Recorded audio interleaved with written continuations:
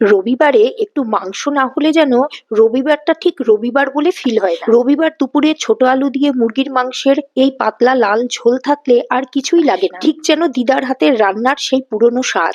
একদম সহজ পদ্ধতিতে তৈরি এই রেসিপি। যারা এখনো চ্যানেলটা সাবস্ক্রাইব করোনি, চ্যানেলটা সাবস্ক্রাইব করে বেল আইকন প্রেস করে দিও। তাহলে চলো রেসিপি শুরু করা যাক। প্রথমেই 600 গ্রাম মাংস ম্যারিনেটের জন্য ছোট চামচের 2 চামচ আদা বাটা, 1 চামচ রসুন বাটা, 1 চামচ নুন, 1 চামচের একটু কম হলুদ গুঁড়ো, 1 চামচ ঝাল লঙ্কার গুঁড়ো আর 3 টেবিল স্পুন সর্ষের তেল দিয়ে ম্যারিনেট করে আধ ঘন্টার জন্য রেখে দিলাম।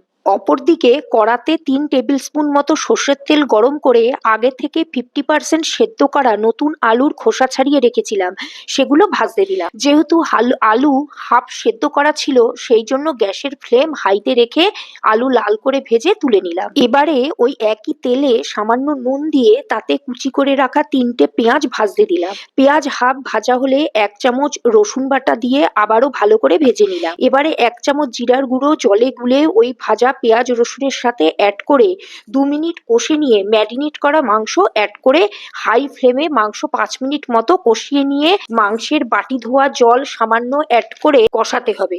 এবারে ছোট চামচের 1 চামচ কাশ্মীরি লঙ্কার গুঁড়ো অ্যাড করে ভালো করে মাংসের সাথে মিশিয়ে নিয়ে ঢাকা দিয়ে গ্যাসের ফ্লেম মিডিয়ামে করে দিলাম। এইভাবে 10 মিনিট মতো কষাবার পর ঢাকা খুলে দুটো বড় টমেটো টুকরো করে রেখেছিলাম সেটা অ্যাড করলাম। সেটা ভালো করে নাড়াচাড়া করে আবারও ঢাকা দিলাম 5 মিনিটের জন্য। 5 মিনিট পর দেখো সব টমেটোগুলো কি সুন্দর গলে গেছে। এবার ওর সাথে ছোট আলু অ্যাড করে আবারও ঢাকা দিয়ে কিছুক্ষণ কষিয়ে নিয়ে পরিমাণ মতো গরম জল অ্যাড করলাম। এবারে মাংস ফুটে উঠলে ঢাকা দিয়ে গ্যাসের ফ্লেম মিডিয়ামে করে দিলাম। প্রায় 8-10 মিনিট ফোটার পর ঢাকা খুলে দেখলাম মাংস এবং আলু খুব ভালোভাবে সেদ্ধ হয়ে গেছে। এবারে গরম মশলা ছড়িয়ে সার্ভ করে দিলাম। ভিডিওটা ভালো লাগলে লাইক, কমেন্ট ও শেয়ার করে দিও। টাটা, আজ এই পর্যন্তই থাক, আবার দেখা হবে নেক্সট ভিডিওতে।